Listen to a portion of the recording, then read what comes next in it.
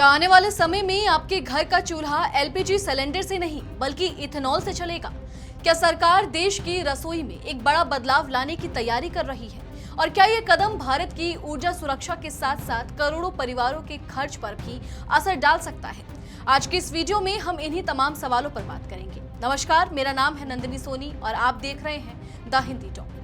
दरअसल भारत की रसोई में जल्द ही एक बड़ा बदलाव देखने को मिल सकता है। अब तक इथेनॉल का इस्तेमाल मुख्य रूप से पेट्रोल में मिलावट यानी ब्लेंडिंग के लिए किया जाता रहा है, लेकिन अब सरकार इसे घरेलू खाना पकाने के ईंधन के रूप में भी इस्तेमाल करने की तैयारी कर रही है। जानकारी के मुताबिक केंद्र सरकार एक नई नीति पर काम कर रही है, जिसके तहत एलपीजी के साथ साथ इथेनॉल को भी स्वच्छ और वैकल्पिक खाना पकाने के ईंधन के रूप में बढ़ावा दिया जाएगा। अगर ये योजना लागू होती है तो आने वाले वर्षों में भारतीय घरों की रसोई में एलपीजी सिलेंडर के साथ इथेनॉल आधारित स्टोव भी दिखाई दे सकते हैं। बताया जा रहा है कि इस नई नीति का मसौदा पेट्रोलियम और प्राकृतिक गैस मंत्रालय तैयार कर रहा है। नीति का उद्देश्य केवल एक नया ईंधन उपलब्ध कराना नहीं बल्कि देश की ऊर्जा व्यवस्था को अधिक सुरक्षित, आत्मनिर्भर और आयात पर कम निर्भर बनाना है। सरकार चाहती है कि जिस तरह पेट्रोल में इथेनॉल मिश्रण का अभियान सफल रहा है, उसी तरह अब इसे घरेलू रसोई तक भी पहुंचाया जाए। दरअसल पिछले कुछ वर्षों में भारत ने इथेनॉल उत्पादन में बड़ी छलांग लगाई है। देश में चीनी मिलों और अन्य स्रोतों से बनने वाले इथेनॉल का उत्पादन लगातार बढ़ा है। मौजूदा समय में भारत की वार्षिक इथेनॉल उत्पादन क्षमता 20 अरब लीटर से अधिक पहुंच चुकी है और इस वित्तीय वर्ष में करीब 4 अरब लीटर अतिरिक्त क्षमता भी जुड़ने की उम्मीद है। लेकिन समस्या ये है कि इस उत्पादन का पूरा इस्तेमाल नहीं हो पा रहा है। वर्तमान में लगभग 11 अरब लीटर इथेनॉल सरकार के E20 पेट्रोल ब्लेंडिंग कार्यक्रम में इस्तेमाल होता है। इसके अलावा करीब 3 से 3.5 अरब लीटर शराब उद्योग, दवा कंपनियों और रासायनिक उद्योग में उपयोग किया जाता है। यानी लगभग 7 अरब लीटर उत्पादन क्षमता अभी भी अतिरिक्त बची हुई है। सरकार अब इसी अतिरिक्त इथेनॉल को घरेलू खाना पकाने के ईंधन के रूप में इस्तेमाल करने की संभावनाएं तलाश रही है। यही वजह है कि सरकार केवल नीति बनाने तक सीमित नहीं रहना चाहती बल्कि इसके लिए पूरा ढांचा तैयार करने पर भी काम कर रही है। सूत्रों के मुताबिक नई नीति में सब्सिडी, वितरण व्यवस्था, नई सप्लाई चेन और इथेनॉल आधारित स्टोव जैसी कई महत्वपूर्ण पहलुओं को शामिल किया जाएगा। सरकार इस बात पर भी विचार कर रही है कि शुरुआती दौर में लोगों को इथेनॉल स्टोव खरीदने के लिए आर्थिक सहायता दी जाए ताकि वे आसानी से इस नई तकनीक को अपनाने के लिए तैयार हों। उद्योग से जुड़े अधिकारियों का कहना है कि सरकार पूंजीगत सब्सिडी यानी शुरुआती निवेश में सहायता देने या फिर किसी दीर्घकालिक वित्तीय सहायता योजना पर भी विचार कर सकती है। इसका उद्देश्य यह सुनिश्चित करना होगा कि एलपीजी के साथ साथ इथेनॉल भी आम परिवारों के लिए सस्ता और सुविधाजनक विकल्प बन सके।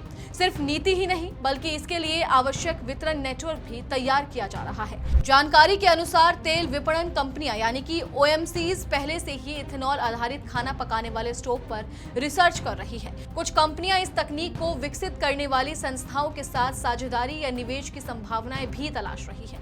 योजना के अनुसार भविष्य में पेट्रोल पंपों पर विशेष इथेनॉल डिस्पेंसिंग यूनिट या इथेनॉल ATM लगाए जा सकते हैं। उपभोक्ता वहां से कनस्तरों में इथेनॉल खरीद सकेंगे और उसे विशेष रूप से डिजाइन किए गए स्टोव में इस्तेमाल कर सकेंगे। यानी जिस तरह आज लोग पेट्रोल या डीजल भरवाते हैं, उसी तरह भविष्य में इथेनॉल भी आसानी से उपलब्ध कराया जा सकता है। सरकार की इस योजना के पीछे एक और बड़ी वजह भारत की LPG आयात पर निर्भरता है। भारत अपनी जरूरत का बड़ा हिस्सा विदेशों से आयात करता है। खासकर खाड़ी देशों से आने वाली LPG पर देश काफी हद तक निर्भर है। हाल के वर्षों में पश्चिम एशिया में युद्ध और भू राजनीतिक तनाव ने यह दिखाया कि किसी भी अंतर्राष्ट्रीय संकट का सीधा असर भारत की ऊर्जा आपूर्ति पर पड़ सकता है। विशेषज्ञों का मानना है कि यदि इथेनॉल को घरेलू ईंधन के रूप में अपनाया जाता है तो इससे LPG आयात पर निर्भरता कम होगी, इससे विदेशी मुद्रा की बचत होगी और ऊर्जा सुरक्षा भी मजबूत होगी। यही कारण है कि सरकार ऊर्जा स्रोतों में विविधता लाने की दिशा में तेजी से काम कर रही है।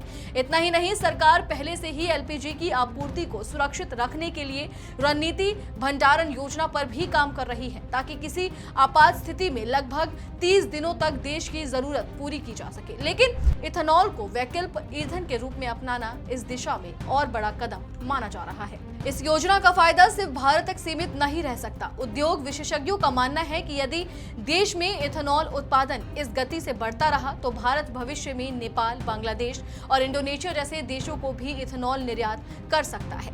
इन देशों में भी अपने ईंधन में इथेनॉल मिश्रण बढ़ाने का लक्ष्य तय किया है, लेकिन उनके पास पर्याप्त उत्पादन क्षमता नहीं है। ऐसे में भारत उनके लिए बड़ा आपूर्तिकर्ता बन सकता है। ऊर्जा विशेषज्ञों का यही मानना है कि स्वच्छ ईंधन के वैकल्प बढ़ाने से सरकार का सब्सिडी बोझ भी कम हो सकता है। एक अंतर्राष्ट्रीय अध्ययन के मुताबिक यदि भारत आने वाले वर्षों में एलपीजी के साथ साथ अन्य स्वच्छ विकल्पों को भी बढ़ावा देता है तो 2050 तक एलपीजी सब्सिडी पर लगभग 2 लाख करोड़ रुपए तक की बचत संभव हो सकती है। ऐसे में एथेनॉल केवल एक नया ईंधन नहीं बल्कि ऊर्जा सुरक्षा, पर्यावरण संरक्षण और आर्थिक बचत तीनों के लिए महत्वपूर्ण विकल्प बन सकता है। हालांकि अभी ये नीति अंतिम रूप से नहीं आई है। उद्योग जगत से जुड़े अधिकारियों का कहना है कि सरकार सितंबर तक इस नीति को अंतिम रूप से दे सकती है।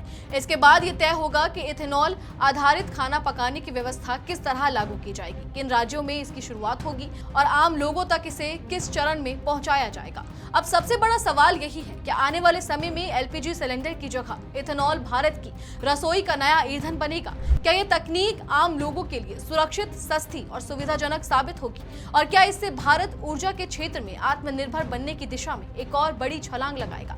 फिलहाल इतना तय है कि सरकार की ये नई पहल केवल रसोई का ईंधन बदलने की योजना नहीं है, बल्कि ये भारत की ऊर्जा नीति में एक बड़े बदलाव का संकेत है।